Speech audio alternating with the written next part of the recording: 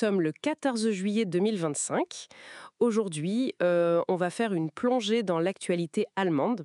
C'est assez chargé, hein. On a de la défense, les relations avec Washington, des tensions commerciales, le débat sur Schengen, le climat aussi, et puis la politique intérieure qui est, disons, agitée. On va essayer de décortiquer tout ça. Oui, bonjour. Effectivement, c'est un panorama complexe, beaucoup de choses qui s'entremêlent, la sécurité, l'économie, l'environnement, la politique.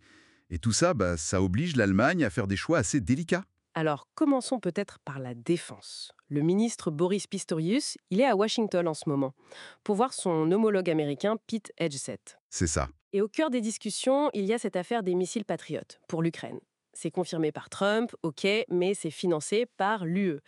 Et la position américaine, elle reste un peu floue, non? Sur le comment, du pourquoi. Oui, disons que les détails pratiques sont pas encore tout à fait clairs. C'est un point central des discussions, c'est sûr. Mais il n'y a pas que ça. Ah non. Non, on parle aussi de la présence militaire américaine en Europe. C'est 80 000 soldats quand même. 80 000. Oui, dont la moitié, 40 000, rien qu'en Allemagne. C'est considérable. Et puis, il y a le déploiement prévu de systèmes Tomahawk et Dark Eagle à partir de 2026. D'accord. Et ça, comment ça résonne en Allemagne même? Eh bien, ça résonne fort. Le président Steinmeier, lui, il pousse pour augmenter les dépenses de défense. Il a même relancé l'idée du service militaire obligatoire, la Wehrpflicht. Ah oui, la fameuse Wehrpflicht. Exactement. C'est une réponse directe à ce nouveau contexte de sécurité en Europe. Ce n'est plus juste un débat théorique, quoi. On voit bien. Passons à l'économie alors. Là aussi, l'ambiance est tendue. Donald Trump qui menace d'imposer 30% de droits de douane sur tout ce qui vient d'Europe dès le 1er août. Ça fait un peu déclaration de guerre commerciale, non? C'est qu'une menace très sérieuse, oui. Officiellement, l'Union européenne, par la voix d'Ursula von der Leyen et avec le soutien du chancelier Merz, elle dit on négocie d'abord, on retient nos contre-mesures. Mais bon. Mais en coulisses, tout le monde se prépare à riposter si jamais ça arrive. Faut voir que pour l'Allemagne, l'enjeu est énorme. L'excédent commercial avec les États-Unis, c'est 70 milliards d'euros. 70 milliards. Oui, ce chiffre revient souvent. Lars Klingbeil, le ministre des Finances, il insiste beaucoup là-dessus. L'UE doit être prête. D'ailleurs, l'accord récent avec l'Indonésie, c'est aussi un signal, vous savez, pour chercher d'autres partenaires, moins dépendre des États-Unis. Logique. Restons en Europe, mais à l'intérieur des frontières cette fois. Les contrôles. Pologne, France, Luxembourg, ça continue de faire parler ces contrôles aux frontières.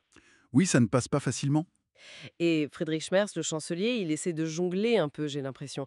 Défendre Schengen, la libre circulation, mais en même temps vouloir une gestion plus ferme des flux migratoires. C'est tenable comme position, C'est très délicat et ça lui vaut pas mal de critiques, surtout dans les régions frontalières. j'imagine.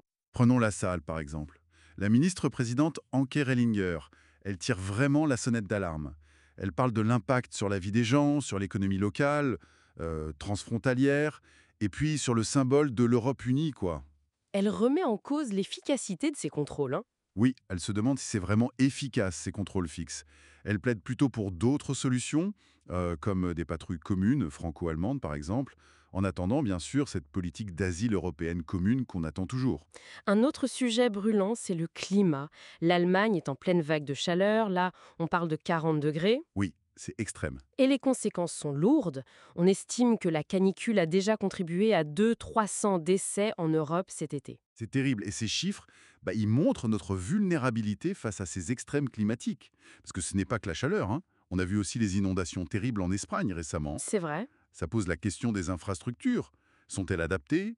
Clairement, pas assez. Alors, même si l'industrie allemande marque un peu le pas en ce moment, Oui, les commandes intérieures qui ont chuté, oui. c'est ça, moins 7,8% en mai, malgré ça, il y a une volonté politique d'avancer sur la transition énergétique. Il y a un projet de loi pour booster la géothermie et le chauffage propre d'ici 2045. Mais bon, c'est une course contre la montre. Tout à fait. Et juste un mot rapide sur la politique intérieure, il y a eu cet échec de l'élection des juges constitutionnels. Ça crée pas mal de remous. Steinmeier a été très critique. Il a parlé de coalition auto-endommagée. Carrément. Oui. Le chancelier Merz, lui, essaye plutôt de minimiser, de calmer le jeu. Mais bon, ça révèle quand même des tensions assez profondes au sein du gouvernement. Et ça complique forcément la gestion de tous les autres dossiers dont on vient de parler. D'accord.